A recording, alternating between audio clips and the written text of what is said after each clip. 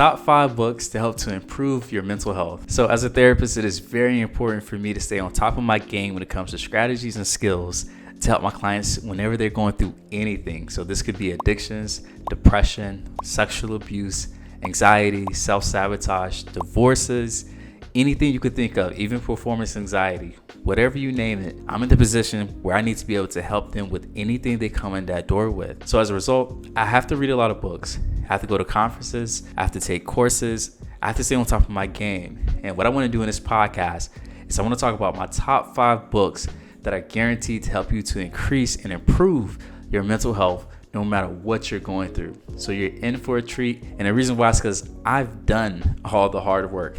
If you're watching YouTube, you can see that there's a bookshelf behind me. Most of those books, probably 80% of those books I've read. And I've been doing a lot of reading ever since maybe like 2020 when the pandemic started. I really took a nosedive into reading. Now, here's the thing. I absolutely hated reading growing up. As a matter of fact, and I don't tell this story a lot. So as a matter of fact, growing up, I actually wasn't good at reading. And my reading was actually so bad that in middle school, I remember a group of people coming to me and pulling me out of my class and putting me in a remedial class because they said my reading scores were so low.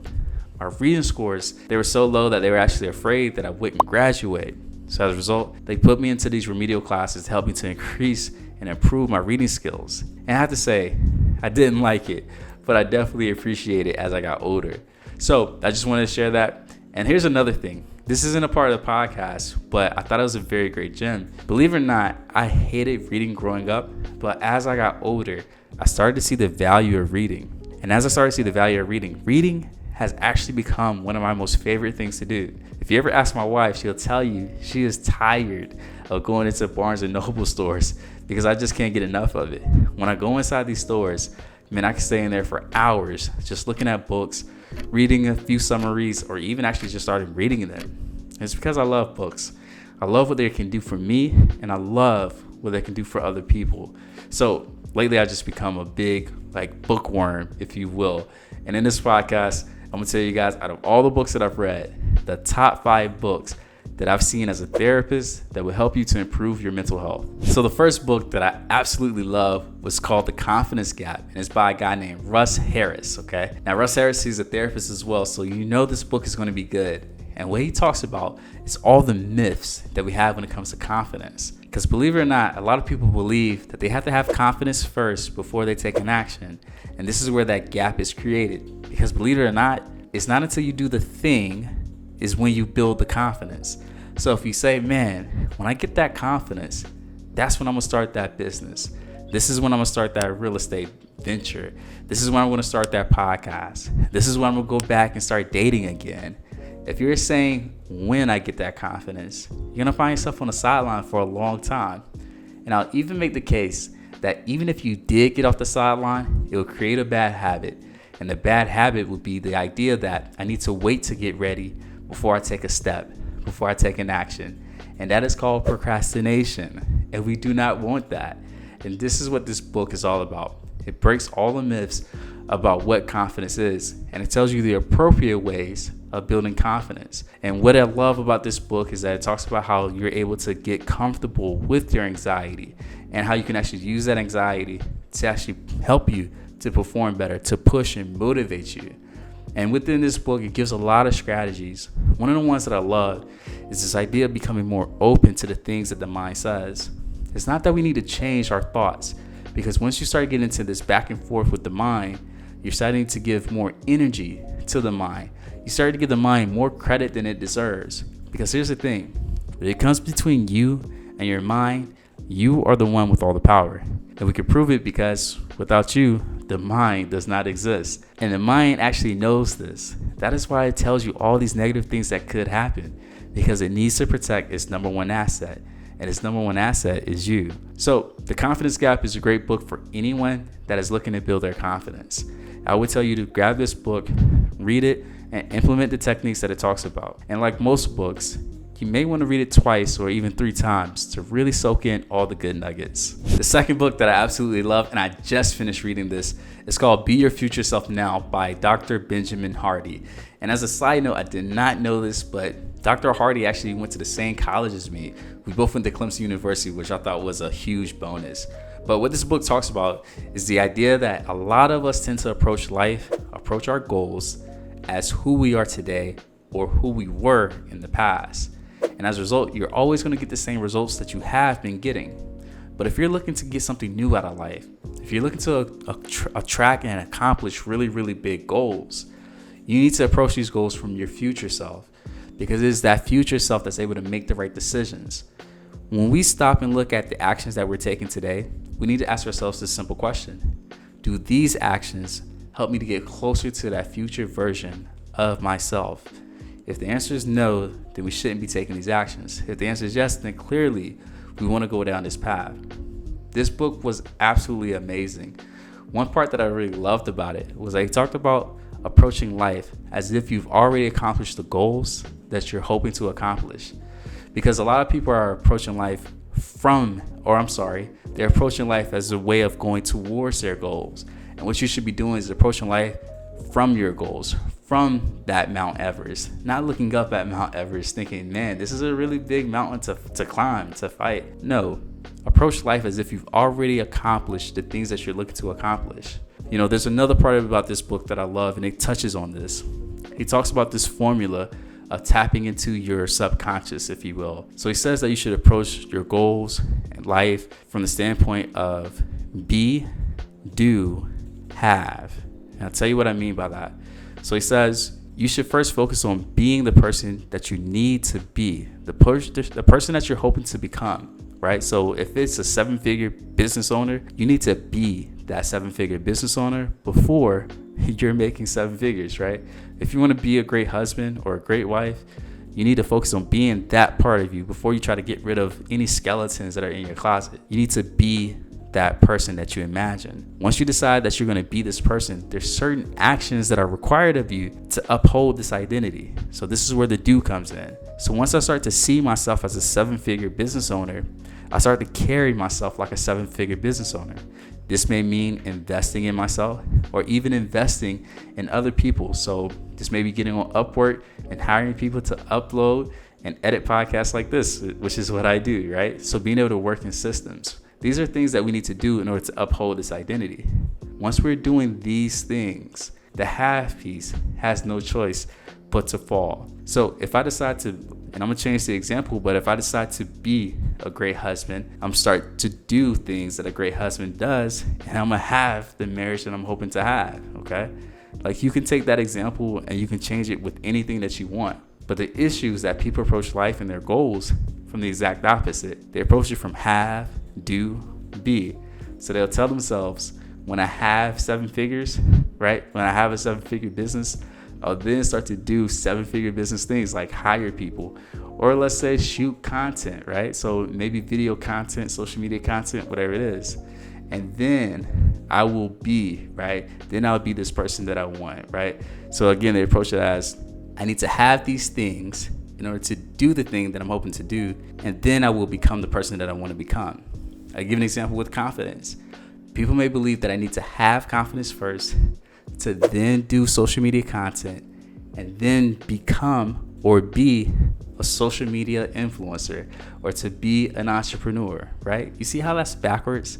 So again, approach life from the be, do, have instead of the have, do, be. And that's a great part of this book. And there's so much more that's in this book.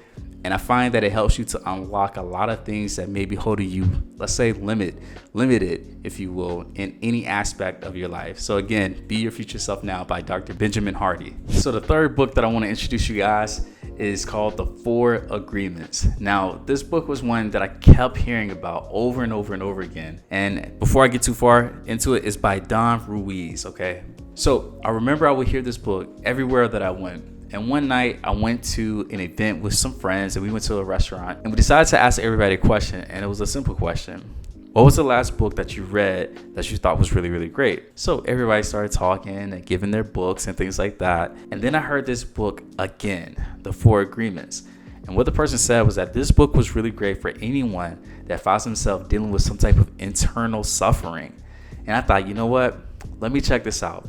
Even if it's just something for my clients, I think this would be a great book to recommend to other people later down the line. So once I started to read it, I was like, wow, this book is amazing. So many gems within this book. And the thing is, these gems, they weren't difficult. They were real simple. And the way that the author breaks them down, you find yourself having a lot of aha or epiphany moments. And that's what I want to share about this book. Now, I'm going to give you guys the 4 agreements. I'll tell you guys a little bit about it. But then I really want you to go ahead to Amazon and just go ahead and order it. So the first agreement, right, that he talks about is being impeccable with your word. So in other words, if you say you're going to do something, do it. And the reason why is because you start to develop this level of trust within yourself. You start to develop this sense of integrity within yourself. And with that comes a lot of pride, comes a lot of, let's say, self-worth. And not pride in a bad way, but you start to feel like, hey, like I'm worthy, right? Like what I say, I find myself I'm going to do, right? It is something that is freeing, if you will, right? Because you find yourself loving the idea that, you can trust your word, essentially. So again, that's the first agreement. The second one was don't take anything personal. And I love this, and I had to learn this one myself. People do things to you, not because of you, to be honest, but because they've been taught or trained a certain way. One could even say someone could be having a bad day because they just broke up with their girlfriend or just went through a divorce or whatever it may be. And they may find themselves pissed off at the world. And you being a part of the world may have just come across them on a bad day. And they may tell you some bad things that really they probably think of themselves. And you not being able to understand this agreement, you may take this personal thinking that you've done something wrong. And now you're just beating yourself up. You're thinking that you're actually a terrible person because this person has said that you're a terrible person. But often, people do things not because of you, but because of things they actually find themselves going through. And what this does is it actually creates this immunity that you have around yourself. You start to walk through life free, not thinking that, you're a bad person or being afraid that if you do something, this person will be angry or be upset at you. I'll even say this. Even during my entrepreneur journey, so going through sales and things like that, marketing, this is something I actually had to learn myself because I would throw things out into the marketplace, right? So it could be a webinar, it could be a free PDF, it could be something like a community, right? Like a paid community, and people just wouldn't join it. Or people would join it, but they would cancel their membership. And me thinking, man, like I did something wrong, I would start to beat myself up, thinking that, I'm this terrible person, no one likes what I have to offer, and I should just give up. But something that I learned, and I'll be real specific, I'm gonna go a little bit deep. I didn't plan on sharing this, but something that I realized is that when it comes to marketing, people tend to not buy your stuff, not because your stuff is whack or it's not good, but because they don't believe that they'll be able to take advantage of the thing that you're selling. A lot of people don't have the confidence with themselves to, let's say, purchase this $1,000 course and actually use it. And they don't want to waste their money. So as a result, they say, you know what? I'm going to pass. And they take that money and they go waste it on something else, right? And it's not because you didn't do anything. It's because they didn't believe in themselves. Now think about that, right? If that is your belief, that when it comes to sales, whenever someone says no, it has nothing to do with you, I think you'll feel a little bit more freer going out there and asking for sales. But if you don't understand this agreement, you'll find yourself just beating yourself up and causing unnecessary suffering. So again, agreement number 2 is don't take anything personal. Now I'm gonna run through these next ones real quick just so I can get to the next books. So the other one was don't make assumptions, okay? I love this one, and I'm gonna point to a study that was done. It says something along the lines of 85% of the things that we worry about tend to not happen. And I love that quote. I love that study because it helps me and my clients to free their minds of all this worry. So again, 85% of things that we don't worry about tend to not happen. You can Google that exact thing and you will come across that study. And then the fourth one is to always do your best. I just talked to a client about this one, and we were talking about this because when you focus on always doing your best, it frees you from the outcome. Why? Because you know you gave it your all. When you give something your all, you've given it your all. There's nothing more that you could have done, okay? And some days your all may be 50%, maybe 75%, right? There's sometimes we just don't have that 100% to give. But the question is did you do your best?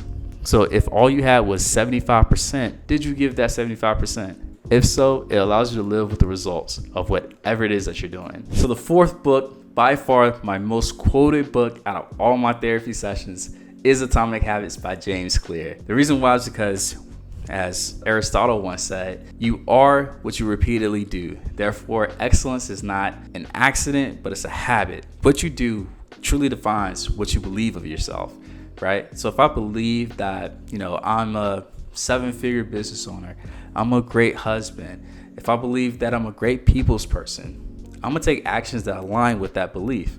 But if I believe that I'm not good enough, if I believe that, I suck at whatever it is I'm trying to do, then I will avoid, procrastinate, and make excuses to not take whatever action it is that I'm afraid to take. You are what you repeatedly do, and I love that from this book. Now, in this book, what it does is it takes real simple habits, right? Not even habits, I'm sorry. It takes real simple techniques, and it helps you to see that in order to build really big habits or habits that we think are like hard, it shows you an easy path to build these habits. It talks a lot about systems, little things you can do in order to make it so that it's easier for you to, let's say, go to the gym 5 days a week if that's what you want to do. And also in this book, it talks about the 4 phases of building a habit, okay? And within these 4 phases, he gives tons of techniques to help you in order to take action. One of my favorite ones is the 2-minute rule. So in order to make a habit easy to accomplish, or attractive rather, you just simply need to focus on doing this habit for 2 minutes. So it gives an example in the book where it talks about someone who wanted to lose weight, but they didn't like going to the gym. So what he told them to do, or what they did rather, was that they would go to the gym every day, but they would only go for 2 minutes. And what would happen is it would start to increase that time that it was at the gym. So they would go from 2 minutes to 4 minutes, 15 minutes, and it started to increase it. And eventually, going to the gym became a part of who they are. It became a part of their identity. And that is a big part of the first chapter of this book. So again, Atomic Habits by James Clear is a great book. And the reason why this is actually great for your mental health is because when we find ourselves feeling depressed, feeling anxious, feeling overwhelmed, a lot of times those things are coming from things that we haven't been doing. So having a long overdue list, not accomplishing goals that we said that we were going to accomplish. All these things, all these opportunities we allow to slip through our fingers. And this book will help you to build these habits no matter what it is that you're feeling. So the last book, I had to say the best for last. This is like my go-to manual. It's called Liberated Mind by Dr. Stephen Hayes. And the reason why it's called A Liberated Mind is that this book is literally giving you the skills to help to liberate you from your mind. And I love the way that he talks about the mind.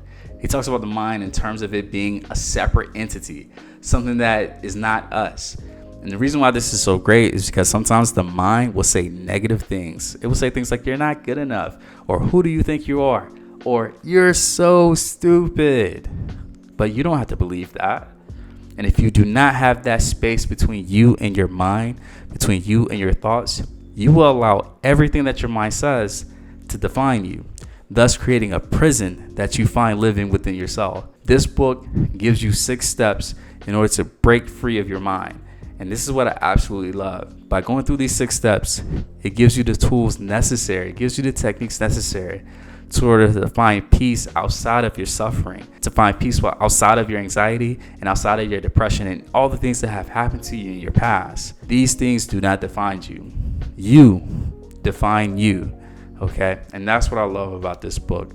So again, I want to go over these books with you one more time. And again, these are the top 5 books to help you to increase and improve your mental health.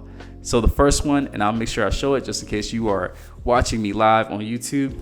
So the first one was The Confidence Gap by Dr. Russ Harris, okay? Absolutely love that one. He's a therapist as well. The next one was Be Your Future Self Now by Dr. Benjamin Hardy. The third one was The 4 Agreements by Don Ruiz, okay? So the 4 Agreements. The fourth one was Atomic Habits by James Clear. That's by far one of my most quoted books. And then the fifth one was A Liberated Mind by Dr. Stephen Hayes. And again, this one is great because he helps you to free yourself from all the things that you think. And it also helps you to learn how to embrace some of the things that we feel that are uncomfortable. Okay. Absolutely great book. So if you haven't done so already, go ahead and subscribe to this channel now that I give you all these great tips, and make sure you check out the next episode. All right, guys, I'll see you later.